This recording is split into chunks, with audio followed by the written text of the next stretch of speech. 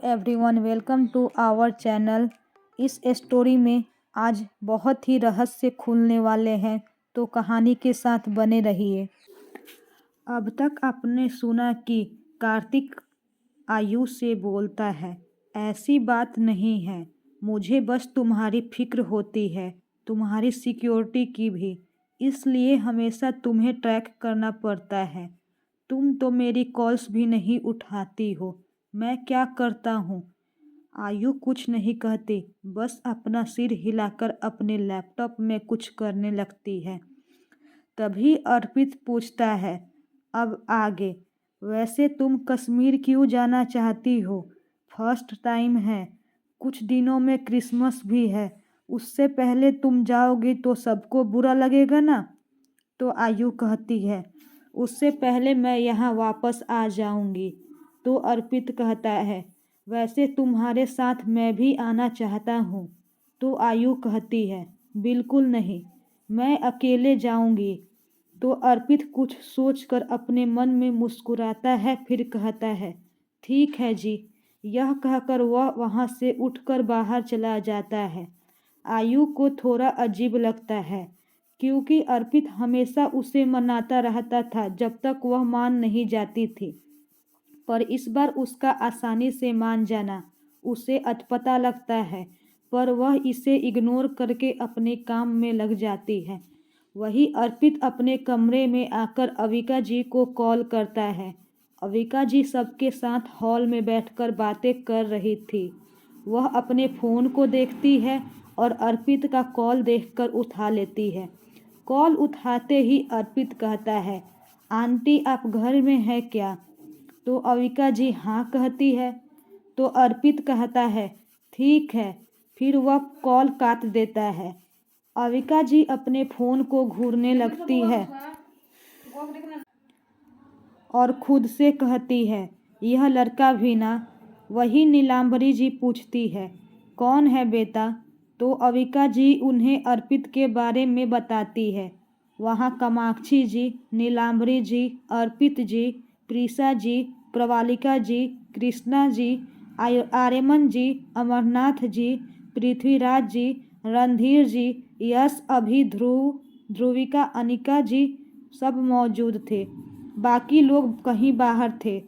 ध्रुव, ध्रुविका, यश और अभी कुछ देर पहले घर आए थे। अब वे लोग फिर से बात करने लगते हैं। बस 15 मिनट ही हुए थे कि बाहर से अर्पित घर के अंदर आता है। उसे देखकर ध्रुव पूछता है, अर्पित भाई आप यहाँ? सबकी नज़रें उस पर चली जाती है।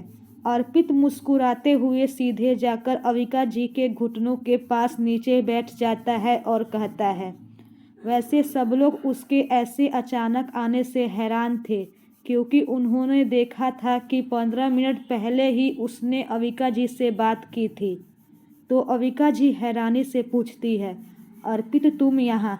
तुमने तो कुछ देर पहले ही मुझे कॉल किया था ना? तुम ऐसे अचानक? आयु भी तुम्हारे साथ है?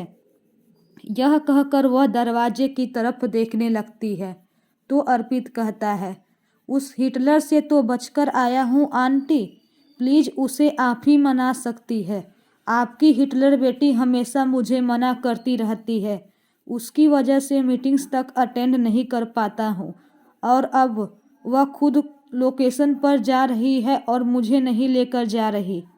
वही उसकी ऐसी बहकी बहकी बातें करता रहता है। आयु को हिटलर कहने पर अविका जी, अनीता जी, ध्रुव और ध्रुविका हंसने लगते हैं, क्योंकि उन्हें इसकी आदत थी। रणवीर जी अर्पित को घूरते हुए पूछते हैं, तुम्हारी हिम्मत कैसे हुई मेरी फौजी को हिटलर बुलाने की? अर्पित पहले उनकी तरफ देखता है, क्योंकि वह अब तक ठीक से आयु के परिवार से नहीं मिला था। वह सिर्फ सिचुएशन जानता था, क्योंकि वह कुछ दिन पहले ही आयु की पनिशमेंट यानी अफ्रीका से वापस आया था। अविका जी अर्पित को कंफ्यूज होकर रणबीर जी की तरफ देखते पाकर कहती है, ये आयु के दादाजी हैं, रणधीर मल्होत्रा। ये सुनते ही अर्पित बाहर से आए बाकी लोगों को भी देखता है, सिवाय आयु के। वे लोग भी कंफ्यूज होकर अर्पित की तरफ देखते हैं क्योंकि वे अब तक उससे नहीं मिले थे। अर्पित रणधीर जी को ग्रीट करता है और कहता है, मैं उससे हिटलर इसलिए बोलता हूँ क्योंकि हमेशा वही बॉस बनी रहती है और मैंने उसकी सारी हिटलरगिरी झेली है। आप लोगों के सामने तो स्वीट बनती होगी पर मेरे सामने नहीं। अभी कुछ दिन पहले ही मैं अफ्रीका से आया हूँ और उसने मुझे सिर्फ इसलिए पनिशमेंट दी क्योंकि पैसे की फाइल टाइम पर कंप्लीट नहीं हो पाई। मैं बेचारा उस उगलती धूप में काम करके आया हूँ। बचपन से मैं ही उसका बलि का बकरा बनते आया हूँ और अब वह मुझे छोड़कर खुद ठंडी ठंडी हवाओं में मनाने जा रही है। यह कहकर वह अपनी आंखों से नकली आंसू पोंछने का नाटक करता है। उसकी नौटंकी देखकर अविका जी, अनिका, ध्रुव, अधुरिका और अभी अभी आए प्रवीण जी अपना सिर ना में हिलाने लगते हैं। वही बाकी लोग उसकी नौटंकी से हैरान थे। उन्हें समझ नहीं आ रहा था कि उसकी बात पर क्या प्रतिक्रिया दे। आयु का सबके लिए प्यार। अविका जी अर्पित के नौटंकी से तंग आकर उससे पूछती है, यह क्या है अर्पित? यह क्या लगा रखा है? आयु कहाँ जा रही है? अभी कुछ दिन बाद क्रिसमस है तो वह कहाँ जाएगी? तो अर्पित कहता है, आपको नहीं पता ना? मैं जानता हूँ, आपको भी नहीं बताया होगा। वह कश्मीर जा रही है और मैंने यह बात पता लगाई। मुझे भी उसके साथ जाना है। तो अविका जी हैरानी से कहती है, कश्मीर? कश्मीर क्यों? कुछ दिन बाद तो क्रिसमस है ना? तो अर्पित कहता है, वह सब मुझे नहीं पता आंटी, मुझे तो यही पता चला कि वह जा रही है। तो अविका जी सीरियस हो जाती है। उनको ऐसे सीरियस होते देख अलका जी कहती है, अर्पित जरूर कुछ काम हो जा, शांत हो जा। तो अविका जी कहती है, उसने मुझे नहीं बताया, उसने मुझसे इस बात को छुपाया। तो अनिका जी कुछ कहती उससे पहले ही आयु जो अभी अभी आई थी वह कहती है, मैं आपसे बात नहीं छुपाई मम्मा, बल्कि बताई नहीं है। यह कहते हुए वह अंदर आ रही थी तो सबका ध्यान उसके ऊपर चला जाता है। हरप्रीत उसको यह देखकर डर जाता है और उसके ऊपर से अपनी नज़र फेर लेता है और अविका जी का पाँव तेजी से पकड़ लेता है। अब आयु सबके पास आती है और वह अविका जी के बगल में बैठ जाती है। वह अभी भी अर्पित को घूर रही थी। उसके घूरती नज़रें अर्पित को भी महसूस हो रहा था, जिस वजह से वह घबरा रहा था। अब अविका जी आयु को अर्पित को ऐसे घूरते देख कहती है, आयु, इस बेचारे को क्यों घूर रही हो? और बात छुपाने में, बात ना बताने में क्या फ़र्क है? तो आयु अविका जी को देखकर कहती है, फ़र्क है मम्मा, यह बात अभी ही डिसाइड हुआ था, इसलिए मैंने नहीं बताई। मैंने सोचा कि आपको और सबको शाम को बता दो, पर उससे पहले। यह कहकर वह अर्पित को घूरने लगी। उसको फिर से अपने आप को ऐसे घूरते पाकर अर्पित अपनी रुआसी आवाज़ में अविका जी से कहता है, आंटी प्लीज़ मुझे बचाइए इस हिटलर से। मुझ मासूम का क्या गलती है? मैं तो बस उसके साथ जाना चाहता था। तो अविका जी कुछ कहती उससे पहले आयु अपनी ठंडी आवाज़ में कहती है, लगता है आपको अफ्रीका बहुत पसंद आया। कोई बात नहीं, मैं आपको कल ही फिर से भेज दूंगी।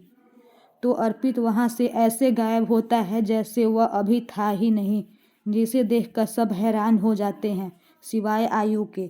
अब आयु अविका जी के हाथ पकड़ कर कहती है, गुस्सा मत होइए मम्मा, मैं अभी आपको बताने ही वाली थी। तो अविका जी एक गहरी आह भरकर कहती है, वह तो ठीक है, पर यह तो बताइए कि अब वहाँ क्यों जा रहे हो? तो आयु कहती है, काम की वजह से, वहाँ मेरी मीटिंग है।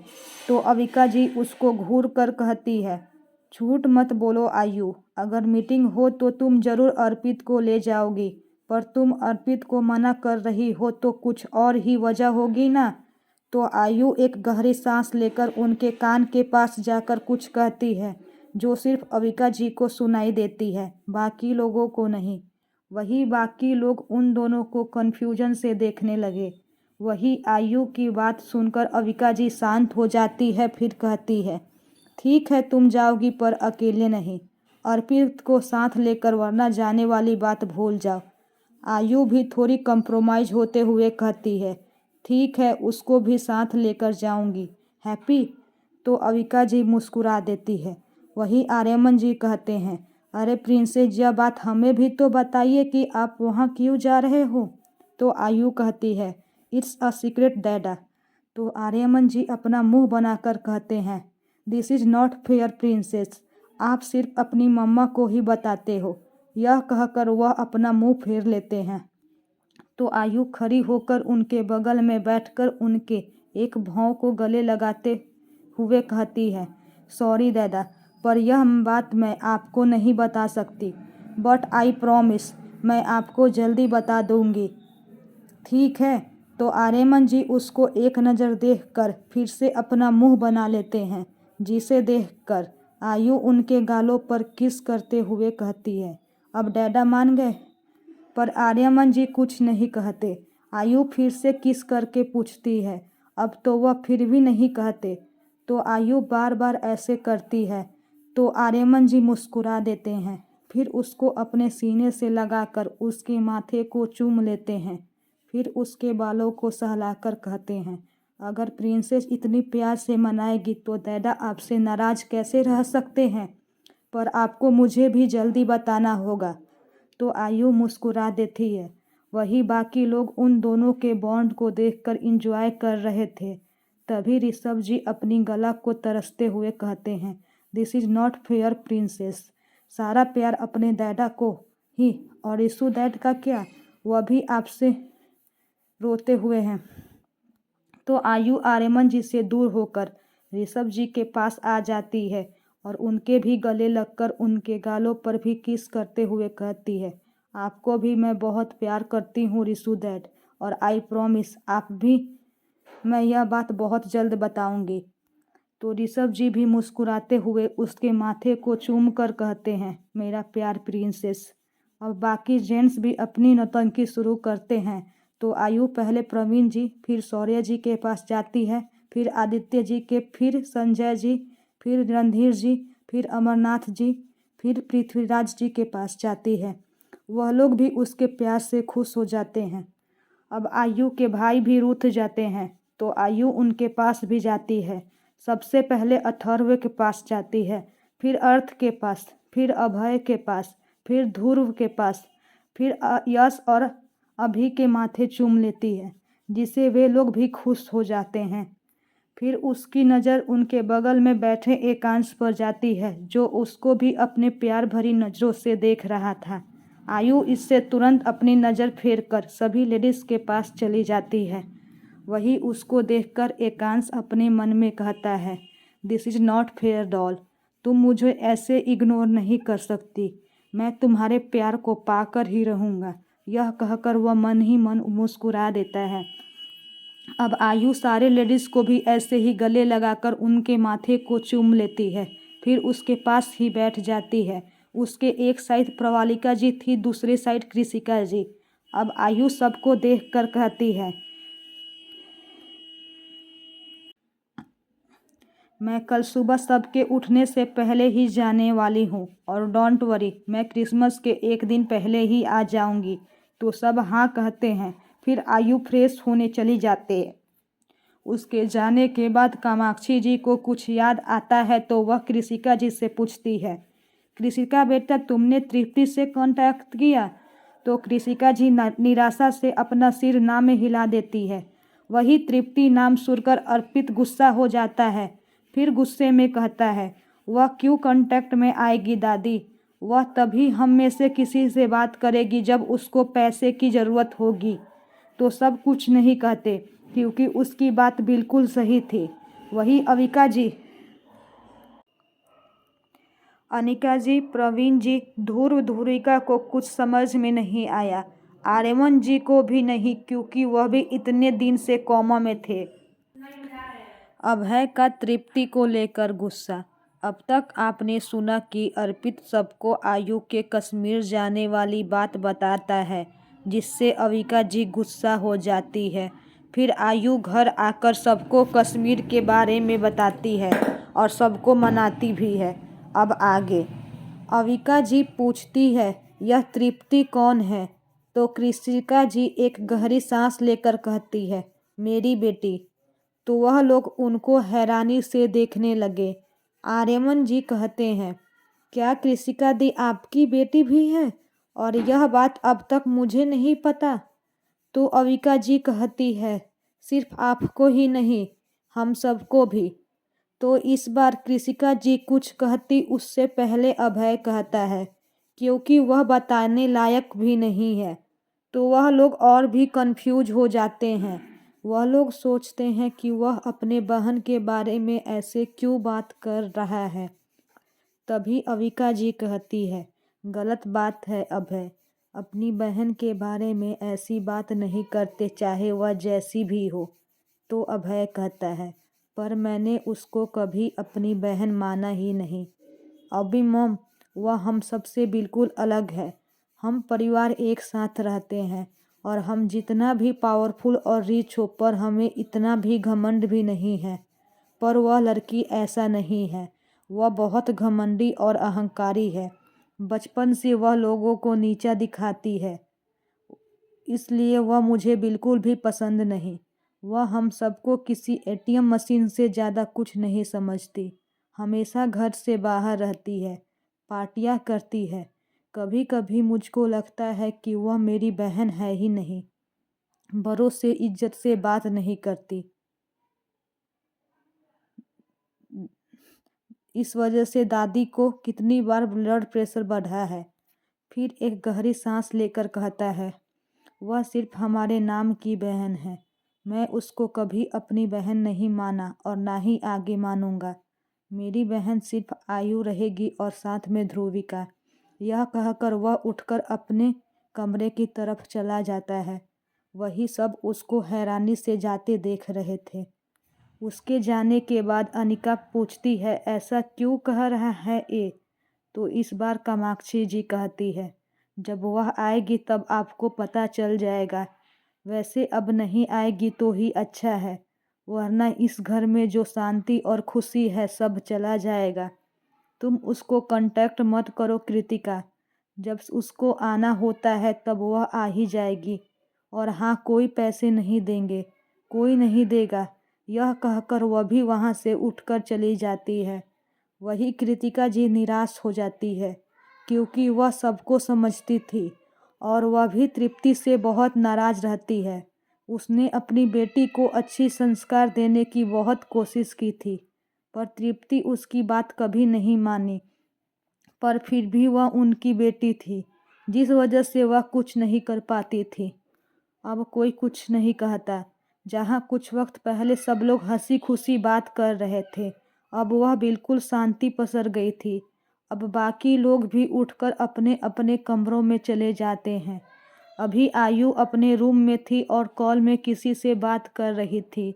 उसके रूम के बाहर डोर नॉक होता है तो वह उस तरफ देखने लगती है। उसको लग रहा था कि कहीं एकांश ना आया हो। यह सोचकर ही उसका दिल तेजी से धड़कने लगा।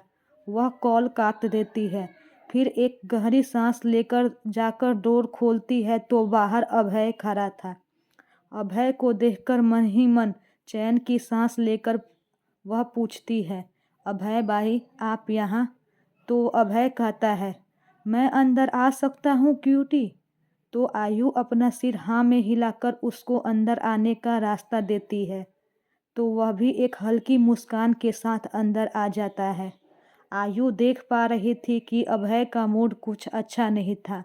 वह अपने मन में सोचती है, ये अभय भाई को क्या हुआ? मुझे तो बिल्कुल ठीक लग रहा है।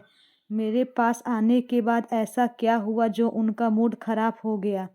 यह सोचने के बाद वह उनके कंधे पर हाथ रखकर पूछती है, क्या हुआ भाई? आपका मूड कुछ ठीक नहीं लग रहा। तो अभय कहता है, ऐसा कुछ नहीं है, बस किसी चीज़ के बारे में सोचकर मूड थोड़ा डिस्टर्ब था, तो सोचा अपनी बहन के पास चला जाऊं ताकि मेरा मूड फिर से रिफ्रेश हो जाए। तो आयु मुस्कुरा कर कहती है, बिल्कुल अच्छा किया। तो अभय भी मुस्कुराकर उसके गले लग जाता है। फिर आयु उससे 2 मिनट बाद दूर होकर पूछती है, बताइए भाई, आपके मूड ठीक करने के लिए मुझे क्या करना पड़ेगा? तो अभय अपने चेहरे पर टैप करते हुए कुछ सोचने का नाटक करने लगता है। वही उसको ऐसा करते देख आयु को किसी की याद आती है, पर वह अपना सिर ना में हिलाकर अपना ध्यान हटाती है। तभी अभय कहता है, हम रेसिंग गेम खेले? तो आयु ओके कहती है, जिससे अभय खुश हो जाता है। फिर आयु उसको अपने पीछे आने को कहती है, तो अभय हाँ कहता है। अब आयु अपने रूम में बने एक शेल्फ के पास जाती है।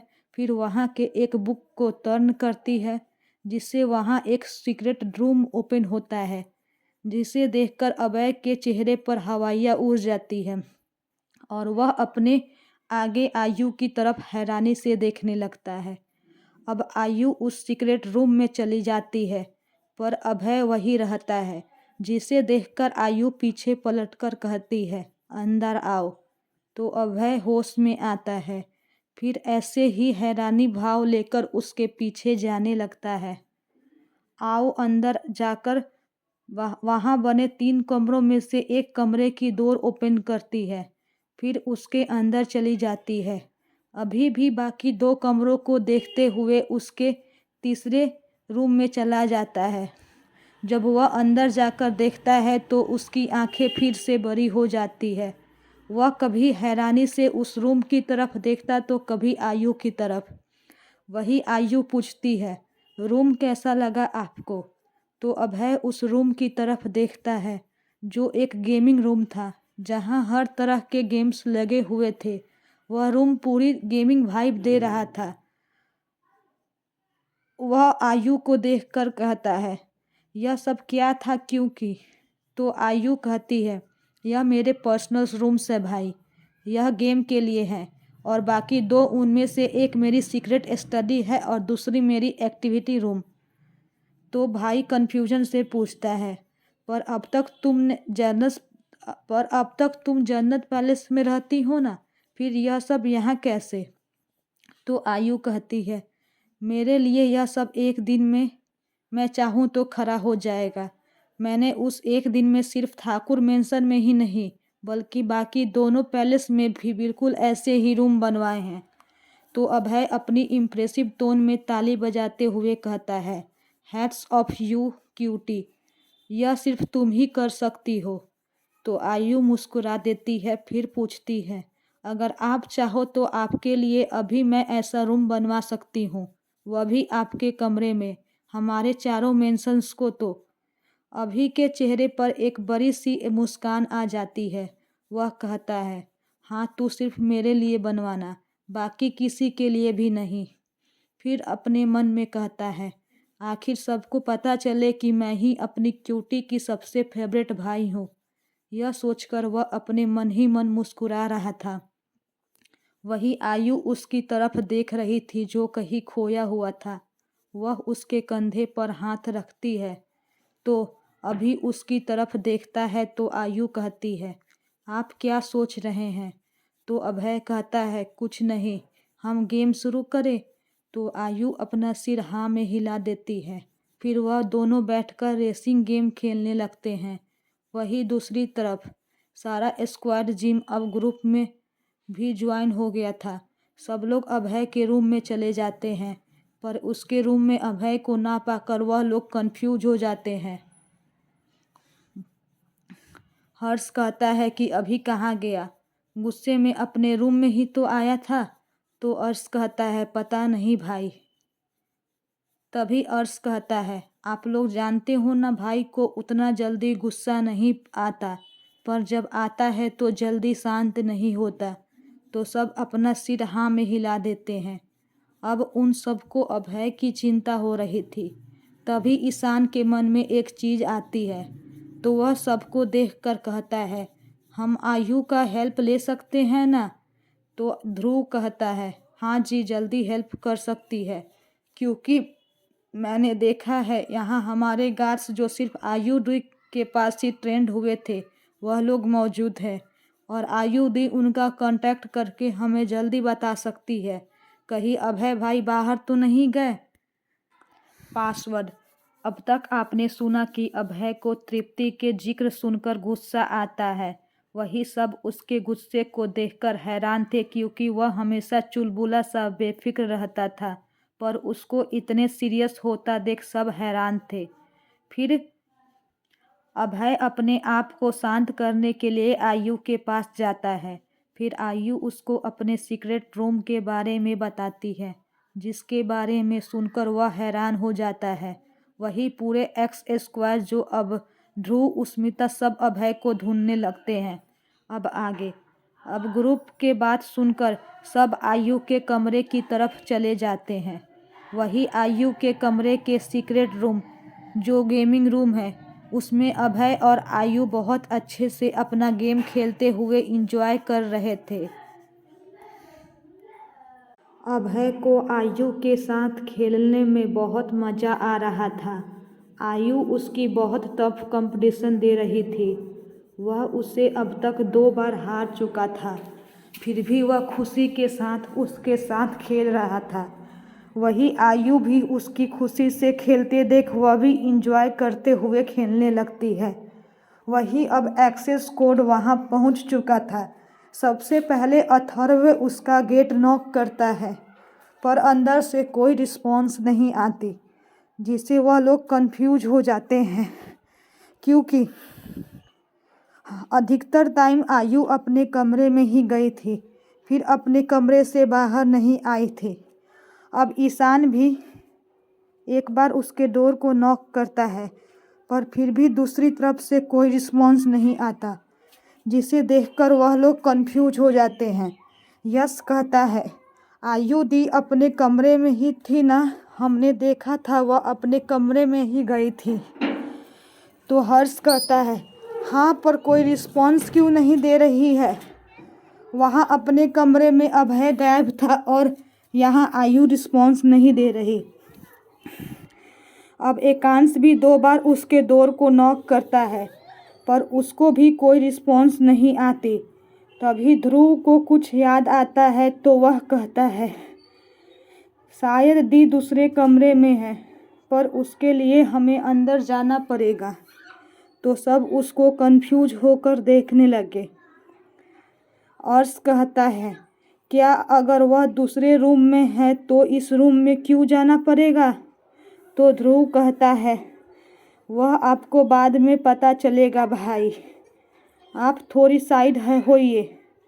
तो हर साइड हट जाता है, तो ध्रुव उस डोर के लॉक की तरफ देखने लगता है। वह डोर लॉक बहुत ही हाई सिक्योरिटी वाली लॉक थी, उसको आसानी से नहीं खोल सकते हैं। 3 बार गलत पासवर्ड डालने से आयु के फ़ोन में घंटी बज जाएगी। अब ध्रुव उसका पासवर्ड सोचने लगा, क्योंकि उसका पासवर्ड तो अब तक उसको भी याद नहीं था, क्योंकि वह शायद ही पासवर्ड एंटर करके अंदर जाता था, क्योंकि हमेशा वह डोर को नॉक करता था। पर वह आयु के सीक्रेट रूम के बारे में बहुत अच्छे से जानता था। वह भी उसके साथ गेमिंग रूम में कभी खेलते हुए मिलता था।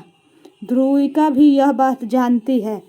अब ध्रुव को कुछ याद आता है, तो वह एक पासवर्ड एंटर करता है जो अविका जी का बर्थडे था, पर वह लॉक रिजेक्ट करते हुए रॉन्ग पासवर्ड रहती है, जिससे ध्रुव परेशानी से कहता है, अगर 2 और बार में रॉन्ग पासवर्ड डाला तो दी का मैसेज चला जाएगा। तो यश कहता है, यह तो अच्छी बात है ना ध्रुव, अगर उनको पता चल गई तो वह खुद हमारे पास आ जाएगी। तो ध्रुव कहता है, ऐसी बात नहीं है यश, दी के आने से पहले उनके बॉडीगार्ड आकर मुझे पीटेंगे, इसलिए मैं डर रहा हूँ। क्योंकि 2 साल पहले एक सर्वेंट, जो सर्वेंट नहीं था बल्कि एक जासूस था, वह दी के कमरे की डोर को अनलॉक करने की कोशिश की, पर उसका जो हाल हुआ वह आपको मैं ही बता सकता हूँ। उसकी इतनी खतरनाक सज़ा दी गई थी कि मैं कभी पासवर्ड डालने की हिम्मत भी नहीं करता। दी ने मुझे 1-2 बार बताया था, पर मैंने याद नहीं रखा क्योंकि हमेशा मैं नॉक करते ही अंदर जाता था या फिर दी के साथ ही चला जाता था। तो अभी अपना दुख काटते हुए कहता है, क्या आयु दी सच में इतनी खतरनाक है? तो ध्रुव अपना सिर हाँ में हिला देता है, फिर पासवर्ड को याद करने की कोशिश करता है। फिर उसको थोड़ा याद आता है तो वह एक और बार ट्राई करता है, पर फिर भी रॉन्ग पासवर्ड बताता है, जिससे वह डर जाता है। वह सबकी तरफ देखकर कहता है, पहले 2 नंबर सही है पर आगे की 2 नंबर याद नहीं आ रहा। तो अथर्व कहता है, इट्स ओके ध्रुव, हम उनसे बाद में मिलेंगे, वैसे जाना भी गलत है। तो ध्रुव कहता है, ऐसी बात नहीं है भाई, दी को हम ऐसे जाने से कोई फ़र्क नहीं पड़ता, वह हमारे लिए बहुत सॉफ्ट है, उनको कोई फ़र्क नहीं पड़ेगा। अब 2 मिनट रुक जाइए, मैं फिर से कोशिश करता हूँ। यह कहकर वह फिर से याद करने लगा। वही सब उसको देख रहे थे। फिर ध्रुव को कुछ लगता है तो उसकी आंखें चमक जाती है। वह खुशी से कहता है, याद आया। यह कहकर वह फिर से पासवर्ड डालता है तो इस बार डोर खुल जाती है, जिससे सब खुश हो जाते हैं। अब ध्रुव दौड़कर अंदर चला जाता है। उसके पीछे बाकी सब भी अंदर आते हैं। आयु का रूम उन लोगों ने पहले से ही देखा था। तभी ईशान पूछता है, वैसे तुमने बताया कि वह दूसरे रूम में है और तुमने इतनी मेहनत करके इस रूम के डोर खोले हो, तब क्या फ़ायदा है? तो ध्रुव कहता है, 2 मिनट की शांति भाई, फिर आपको पता चल जाएगा। यह कहकर वह उस सेल्फ के पास जाता है और जैसे आयु ने टर्न किया था वैसे ही वह उस बुक को टर्न करता है, जिससे वह सेल्फ 2 हिस्सों में हो जाता है। यह देखकर सब अभय की तरह अपनी आंखें फाड़ने लगे। एकांश भी हैरान था। अब सेल्फ के खुलने से 3 कमरे सामने आते हैं। फिर ध्रुव गेमिंग रूम का पासवर्ड डालता है और उसके डोर को खोलता है। इस बार वह डोर एक ही बार में खुल जाता है। अब उन सबको अंदर से अभय की चीखने की और कार इंजन की आवाज़ें आने लगती है। अब सब होश में आकर अंदर चले जाते हैं। जब वह लोग देखते हैं कि अंदर अभय और आयु कितने खुशी से और गेम में मगन होकर खेल रहे थे और अभय को आयु के इतने क्लोज होकर खेलते देख उन सब की आंखें सिकुड़ जाती है, क्योंकि वह सब आयु को लेकर पॉजिटिव थे। वही आयु को एहसास हो गया था कि उसके कमरे में उसके और अभय के अलावा कुछ और लोग भी हैं, पर उसने अपने गेम के उनकी तरफ घूमने की भी ज़रूरत नहीं उठाई, क्योंकि वह जानती थी कि वह कौन हो सकते हैं। क्योंकि वह जानती थी कि इस रूम का पासवर्ड ध्रुव, ध्रुविका और अनिका जी, प्रवीण जी के अलावा कोई नहीं जानता। उसने अंदाज़ा लगाया कि ध्रुव ही होगा, पर उसके साथ साथ बहुत से कदमों की आवाज़ सुनकर उसको पता लग गया था कि एक्स स्क्वाड भी उसके साथ आई है। अब अथर्व साइड से जाकर अभय के बगल में चला जाता है और उसके कान को पकड़कर मरोड़ने लगता है। वही दर्द की वजह से अब अभय के हाथ से रिमोट कंट्रोल छूट जाता है और वह अपने कान पकड़कर चीखने लगता है। फिर अपने सर घुमाकर देखता है तो वहाँ अथर्व को पाकर हैरान हो जाता है और दर्द से कहता है, भाई आप यह क्या कर रहे हैं? छोड़िए मेरा कान, दर्द हो रहा है। तो अथर्व कहता है, हम तुम्हारी चिंता में तुम्हारे कमरे में और बाकी जगहों पर ढूंढ रहे हैं और तुम यहाँ आराम से मेरी प्रिंसेस के साथ मिलकर गेम खेल रहे हो। तो अभय कहता है, भाई छोड़िए, वह आपकी प्रिंसेस है तो मेरी भी क्यूटी है, मेरी बहन, तो मेरा भी हक बनता है ना उसके साथ टाइम स्पेंड करने की, इसलिए मैं आ गया। प्लीज़ भाई छोड़िए, मेरा कान दर्द हो रहा है। अब जब वह देखता है कि अथर्व उसके कान को नहीं छोड़ रहा है तो वह अपने ब्रह्मास्त्र खेलते हुए आयु की तरफ देखकर अपने मासूम और दर्द भरी आवाज़ में कहता है, क्यूटी प्लीज़ भाई को बोलो ना कि मेरे कान छोड़े, बहुत दर्द हो रहा है। वही उसकी इतनी मासूम और दर्द भरी आवाज़ सुनकर आयु पिघल जाती है और अथर्व की तरफ देखकर कहती है, अथर्व भाई प्लीज़, उनके कान छोड़िए ना, उनको दर्द हो रहा है। तो अथर्व आयु की बात सुनकर अभय का कान छोड़ देता है। उसके छोड़ते ही अब अभय अपने कान पकड़कर उसको सहलाते हुए आयु के एकदम चिपक जाता है और अथर्व से कहता है, ऐसे कौन पकड़ता है भाई, बहुत दर्द हो रहा है। देखो ना क्यूटी, यह लोग मुझ पर कितना जुल्म करते हैं। एक तुम ही हो जो मुझे समझती हो। यह कहकर वह आयु के गले लग जाता है और तिरछी नज़रों से सबकी तरफ देखने लगता है, जो अपने गुस्से भरी नज़रों से उसको ही देख रहे थे। पर उसको उनके नज़रों से कोई फर्क नहीं पड़ा और वह वैसे ही आयु के गले लगा रहा। एकांश का आयु से फ्लर्ट करना। अब तक आपने सुना कि एक्स स्क्वाड के रूम के डोर खोलने के लिए मेहनत करते हैं, फिर झूठ बोल देता है, फिर अंदर जाकर ध्रुव के अलावा बाकी लोग सीक्रेट रूम को देखकर हैरान थे। वहीं अंदर आयु अच्छे से गेम खेल रही थी बिना किसी परवाह के। उनको गुस्सा आ जाता है। अब आगे अभय की बात सुनकर आयु कहती है, ऐसी बात नहीं है अभय भाई, अथर्व भाई को आपकी चिंता हो रही थी। उन्होंने कहा ना कि वह आपको ढूंढ रहे थे। जब आप नहीं मिले होंगे तो वह परेशान हो गए होंगे, इसलिए वह गुस्सा है। तो उसकी बात सुनकर अथर्व और बाकी लोगों के चेहरे पर मुस्कान आ जाती है। अभय को भी उसकी बात सही लगी तो वह उससे दूर होकर सबको देखकर कहता है, सॉरी, मैं बस गुस्सा था और आयु के पास मैं फिर से खुश रह सकता हूँ, इसलिए मैं उसके पास आ गया। तो अथर्व कहता है, अगर आना है तो इन्फॉर्म करके आना, तुम्हारे पास फ़ोन है, उसमें भी तुम इन्फॉर्म कर सकते हो और अपना फ़ोन तो ऑफ करके ही रखे हो। तो तब जाकर अभय को एहसास होता है कि सच में उसने सबको परेशान कर दिया है। वह जल्दी से अपने फ़ोन को देखता है जो बैटरी डेड होने की वजह से ऑफ हो गया था। वह अपने फ़ोन को सबके दिखाते हुए कहता है, बैटरी डेड हो गई है, मैं भी चार्ज पर लगा देता था और आगे से नहीं होगा। तो सब लोग उसको देखकर अपना सिर हाँ में हिलाने लगे। वही ध्रुव जो मॉनिटर को देख रहा था, वह एग्जिट होकर आयु के पास जाकर पूछता है, दी, क्या यह वही गेम है जो 2 दिन पहले ही लॉन्च हुआ है, उनका नया वर्जन? तो आयु अपना सिर हाँ में हिला देती है। तो ध्रुव की आंखों में चमक आ जाता है और वह अपने चमकती आंखों के साथ आयु को देखने लगा, जिसे देखकर आयु कहती है, तुम भी खेल सकते हो। फिर बाकी लोगों की तरफ भी देखकर कहती है, आप लोग भी खेलिए ना। तो सब उसके बाद हाँ में सिर हिला देते हैं। वही हमारे शरारती यश के दिमाग में एक शरारत सूझी, जिसे वह अपने मन में डेविल स्माइल करता है। फिर आयु की तरफ देखकर कहता है, दी, हम बहुत से लोग हैं ना, तो हम टीम बनाकर खेलेंगे। तो आयु ओके कहती है। वही बाकी किसी को यश की बात समझ में नहीं आई। अभी कहता है, पर यह तो बहुत से रिमोट कंट्रोल्स हैं ना, और यह गेम तो जितने भी लोग खेल सकते हैं।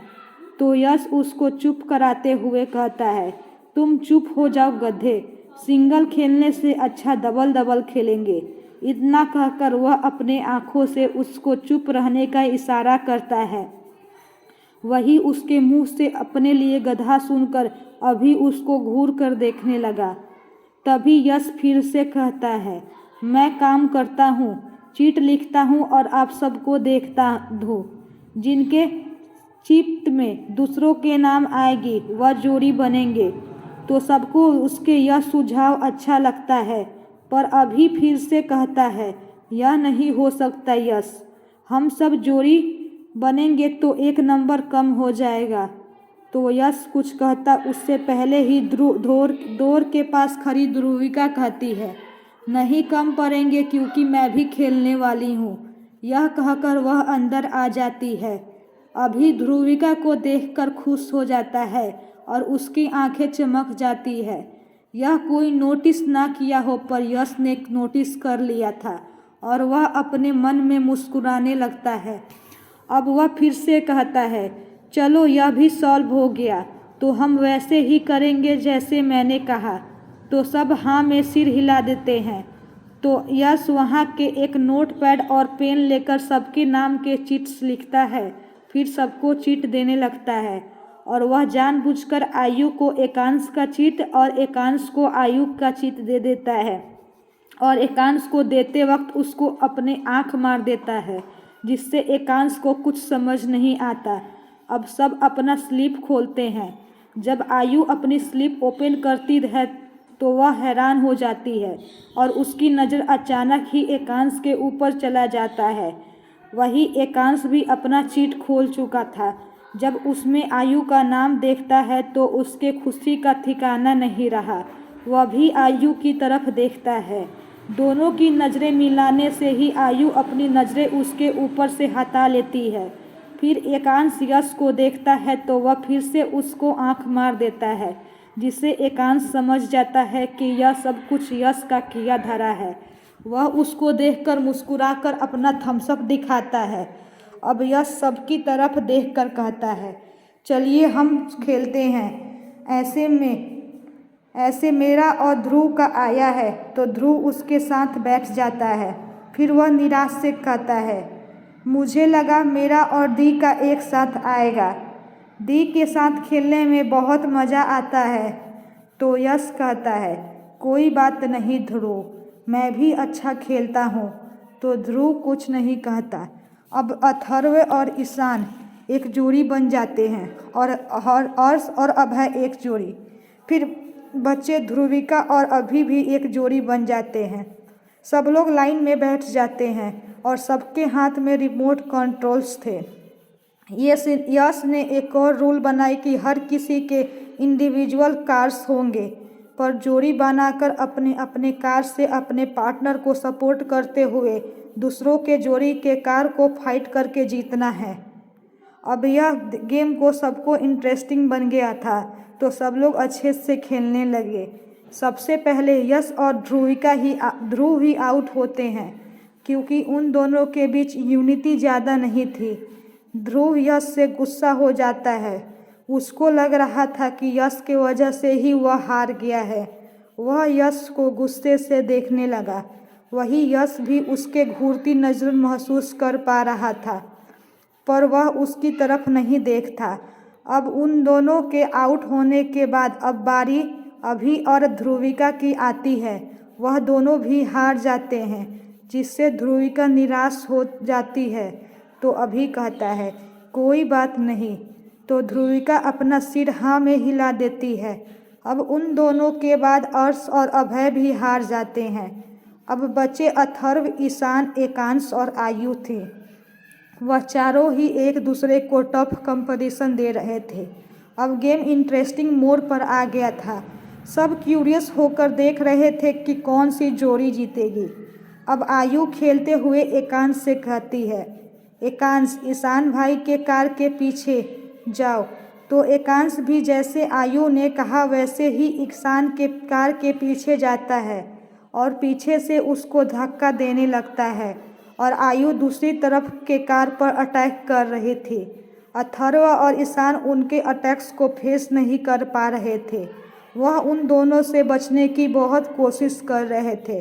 अब उनको अटैक करना बहुत मुश्किल हो गया था। उनके पास लाइफ पॉइंट्स कम हो रहे थे। अब आयु एकांश से फिर से कहती है, तुम यहाँ आ जाओ, मैं वहाँ जाऊँगी। तुम साइड से अथर्व भाई के कार को रोड के दूसरी तरफ धक्का देने की कोशिश करो। तो जैसे आयु ने कहा वैसे ही तेज़ी से एकांश करने लगा। उसको आयु के साथ खेलने में बहुत मज़ा आ रहा था। वह कभी गेम्स को इतना ज़्यादा एंजॉय नहीं किया था। अब कुछ ही मिनटों में वह दोनों मिलकर अथर्व और ईशान को भी हरा देते हैं, जिससे आयु खुश हो जाती है और वह यस यस करते हुए एकांश के गले लग जाती है। फिर कहती है, यस वी डिड इट। वही सब उसको हैरानी से देखने लगे। एकांश भी उसके ऐसे अचानक गले लगने से हैरान था, पर वह मुस्कुरा देता है और उसके बैक पर अपने हाथ रख देता है। तब जाकर आयु को एहसास होता है कि उसने क्या किया। वह जल्दी से एकांश से दूर होकर अपने बाल को कान के पीछे करती है, फिर इधर उधर देखने लगती है। वही उसकी हरकत से एकांश मुस्कुरा रहा था। सब उन दोनों को देखकर मुस्कुरा रहे थे, सिवाय ध्रुव और ध्रुविका के। उन दोनों को कुछ समझ में ही नहीं आया, क्योंकि वह लोग अभी भी यह बात नहीं जानते थे। अब आयु अपने आप को संभाल कर कहती है, सॉरी, एक्साइटमेंट में हो गया। तो एकांश भी मुस्कान के साथ कहता है, इट्स ओके, ऐसे एक्साइटमेंट्स मुझे बहुत पसंद है। तो हाउ आर यू? उसका अपने आंखें बड़ी करके देखने लगी। उसके गाल हल्के हल्के लाल हो गए थे। वही बाकी सब एकांश को फ्लर्ट करते देख अपनी आंखें बड़ी बड़ी करके देखने लगे, सिवाय ध्रुव और ध्रुविका के। उनको यकीन नहीं हो रहा था कि अभी अभी एकांश ने आयु के साथ फ्लर्ट किया है। सबसे ज़्यादा हैरान तो अभय था। वह तो सोफे से लगभग गिरने ही वाला था। अब आयु एकांश के ऊपर से अपनी नज़रें हटाकर सबको देखकर कहती है, मुझे एक इम्पॉर्टेंट कॉल करना है, आप लोग खेलिए। यह कहकर वह तेज़ी से उठकर रूम से बाहर चली जाती है। वही उसको ऐसे अपने से भागता देख एकांश मन में कहता है, और कितनी देर बाबू, जितनी देर भागना है भाग लो, फिर तुम्हें मेरे बाबू में ही आना है। अब आयु के वहाँ से जाने के बाद वह फिर से अपने एक्सप्रेशंस को नॉर्मल करता है और सबको देखकर कहता है, मुझे भी काम है, आप लोग खेलिए। यह कहकर वह भी उठकर चला जाता है। बढ़ती सांसें। अब तक आपने सुना कि सब मिलकर गेम खेलने लगते हैं। ध्रुविका भी वहाँ आ जाती है। फिर गेम में आयु और एकांश की जोड़ी बनते हैं और वे दोनों जीत जाते हैं। जीतने की खुशी में आयु एकांश के गले लग जाती है। फिर एकांश सबके सामने उसके साथ फ्लर्ट करता है। अब आयु गेमिंग रूम से बाहर आ गई थी। उसका चेहरा पूरा गर्म हो गया था और गाल भी लाल हो गए थे। वह कुछ सोचते हुए बालकनी में चली जाती है। उसकी बालकनी बहुत बड़ी है। उसने अपने मेंशन में बिल्कुल सेपरेट रूम और बड़ी सी बालकनी बनवाया था। अब वह बालकनी में आकर गहरी गहरी सांस लेने लगती है और खुद को शांत करने की कोशिश करती है। वही एकांश भी रूम से बाहर आ गया था और वह आयु को बालकनी की तरफ जाते देख चुका था, इसलिए वह भी उसके पीछे पीछे गया और गेट के पास खड़े होकर मुस्कुराते हुए आयु को देखने लगा। अब आयु को थोड़ी देर बाद लगता है कि वह शांत हो चुकी है, तो वह जाने के लिए पीछे टर्न होती है, पर एकांश के सीने से टकरा जाती है। वह अपना सिर पकड़कर थोड़ा ऊपर उठाती है तो अपने सामने एकांश को देखकर हैरान हो जाती है। वह अब पीछे भी नहीं जा सकती थी क्योंकि पीछे रेलिंग थी। वही एकांश अपने दोनों हाथ आयु के दोनों तरफ रेलिंग पर रख देता है। अब आयु एकांश की बाहों में फंस चुकी थी। वह अपने आप को नॉर्मल करते हुए पूछती है, तुम यहाँ? तो एकांश कहता है, हाँ, क्यों नहीं आ सकता? तो आयु कहती है, क्यों नहीं, मेरा मतलब, पर इतना अचानक, ऐसे मेरे पीछे? यह वह कहते हुए बहुत हकला रही थी। वह जितना भी चाहे खुद को शांत रखने की कोशिश करे, पर ये सारी बातें वह हकलाते हुए ही बोल रही थी। पूछते वक्त भी उसकी नज़रें एकांश पर नहीं थी। वह इधर उधर देख रही थी। वही एकांश उसकी घबराहट देख रहा था और यह भी देख पा रहा था कि उसके इतना पास आने से आयु के गाल और लाल हो रहे थे। उसकी ऐसी रिएक्शन देखकर उसके मन में तितलियां उड़ने लगी। वह भी समझ पा रहा था कि आयु के दिल में भी उसके लिए फीलिंग्स है, पर शायद यह बात आयु खुद नहीं समझ पा रही है। वह जानता था कि आयु आज तक किसी भी लड़के के इतने करीब नहीं आई थी। वह यह भी जानता था कि वह कितनी सख्त इंसान है और इतने सालों में उसने कितनी मुश्किलें झेली है। उसके दिल में सिर्फ सबके लिए प्यार और अपनी प्रोडक्शन कंपनी ही रही होगी। उसने आज तक प्यार के बारे में शायद सोचा ही नहीं होगा। अब वह उन दोनों के बीच की डिस्टेंस को और कम करते हुए थोड़ा आगे बढ़ता है और उसकी आंखों में देखते हुए कहता है, इतना हकला क्यों रही हो और तुम्हारे गाल इतने लाल क्यों हैं? तो आयु अपने हाथ उसके सीने पर रखकर उसे पुश करते हुए कहती है, क्या मेरे मेरे गाल लाल नहीं हैं? तुम्हें गलत लग रहा होगा। मैं बिल्कुल ठीक हूँ और मैं हकला नहीं रही हूँ। यह कहकर वह उसे पुश करने लगती है, पर एकांश 1 इंच भी नहीं हिलता। आयु बहुत स्ट्रांग है, वह चाहे तो अभी एकांश को धक्का दे सकती है, पर उसकी हिम्मत ही नहीं हो रही थी। उसकी बात सुनकर एकांश कहता है, अच्छा, शायद मेरी ही आंखें गलत हो, पर वैसे मैं तुम्हें पनिशमेंट देने आया हूँ, तो आओ। यह सुनकर आयु कंफ्यूज होकर एकांश को देखने लगती है। वह पूछती है, किस बात की पनिशमेंट? तो वह उसकी नज़रें समझकर कहता है, कुछ वक्त पहले तुम सबको प्यार कर रही थी, सबको हग और किस दे रही थी, पर मेरे हक क्यों छीन लिए? आयु अपनी आंखें बड़ी करके एकांश को देखने लगती है। उसके गाल और भी लाल हो गए थे। वह बिल्कुल कश्मीरी सेव की तरह लग रही थी, जिसे देखकर एकांश के दिल की धड़कनें बढ़ जाती है। उसका मन कर रहा था कि अभी आयु को पकड़कर कस के गले लगा ले और उसके लाल कश्मीरी सेव जैसे गालों को काटे और चूमे, पर वह अपने आप को कंट्रोल कर रहा था। वह उसके चेहरे को देखते हुए मन में कहता है, ऐसे मत देखो डॉल, अभी तुम सच में बहुत क्यूट लग रही हो। हाय, उन बड़ी बड़ी आँखों को और प्यार करके मत देखा करो, मुझे तुमसे और प्यार हो जाएगा। मन करता है कि अभी तुम्हें अपना बना लूं, पर नहीं, तुम्हारी मंजूरी के बिना मैं कुछ नहीं करूँगा। अभी अभी तो तुम्हारे दिल में भी मेरे लिए फीलिंग्स शुरू हुई है।